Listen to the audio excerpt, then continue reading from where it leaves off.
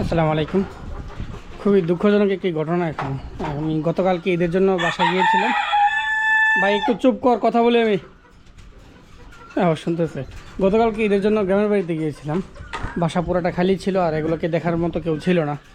আজকে এখন সকালে এসে দেখি হয়েছে, ভাই একটু ভিডিও করতে দে। হ্যাঁ, সকালে এসে দেখি আমার কিং কবুতর যে ডিম পারছিল, একটা ডিম নিচে ফেলাই রাখছে। এই হচ্ছে ডিমটা। এখন ডিমটা একদম ফেটে আছে। আমি ভালো করে লক্ষ্য করলাম, এটা সরি ফর মোরগের তো কেচকেচি।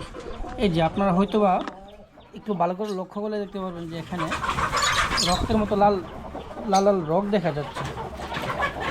মরিচগুলো এমন চটফট করতেছে, এগুলো যাই হোক ওইগুলোকে ইগনোর করেন। এখন যা আমি দেখাতে যাচ্ছি, এই যে বাচ্চার ব্রণ সৃষ্টি হয়ে গেছে।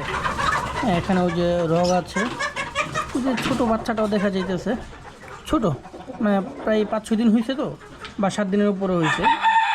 আর 3-4 দিন হইলে বাচ্চাটা একটু ভালোভাবে বোঝা গেল, বাট আমি দেখতেছি।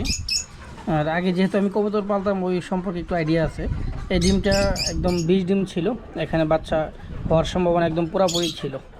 বাট কপাল, এখন এসে দেখি ওনারা নিজেদের ডিম ফেলে এখানে ফেলে রাখছে। আর ওইখানে যে কোয়েলের ডিমগুলো ছিল, কোয়েলের ডিমগুলো নিয়ে ওরা বসে আছে।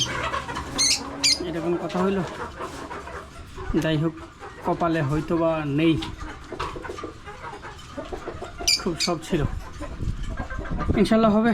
যখন ইনকিউবেটর আনবো, ইনকিউবেটর আনলে ওদের ডিমগুলা যখনই পারবে আমি ভালোভাবে তুলে নিয়ে মেশিনে দিয়ে দিব। আর ওরা এত পরিমাণ ছটফট করে, যদি কোনো অভিজ্ঞ ভাই আমার ভিডিও দেখেন তাহলে হয়তো বা আমার এই বিষয়ে আইডিয়া দিতে পারবেন। আমি বুঝতেছি না আসলে কেন ওরা এই পিঞ্জিরে এত ছটফট করে। শুধু শুধু এই পাশ থেকে একটা দৌড় দিব, ওই পাশে যাব, কোনো কারণ ছাড়া। কী কারণ এটা বুঝতেছি না। তো সবগুলো, আর বিশেষ করে এখানে যে রাতাগুলো হয়েছে, ওইগুলো সবচেয়ে বেশি করে এরকম। কী কারণে করে আল্লাহ জানে। যদি যারা জানেন এই বিষয়ে, একটু অভিজ্ঞ থাকেন যে আসলে কেন করতেছে, তাহলে আমাকে একটু আইডিয়া দিন কী করতে পারি।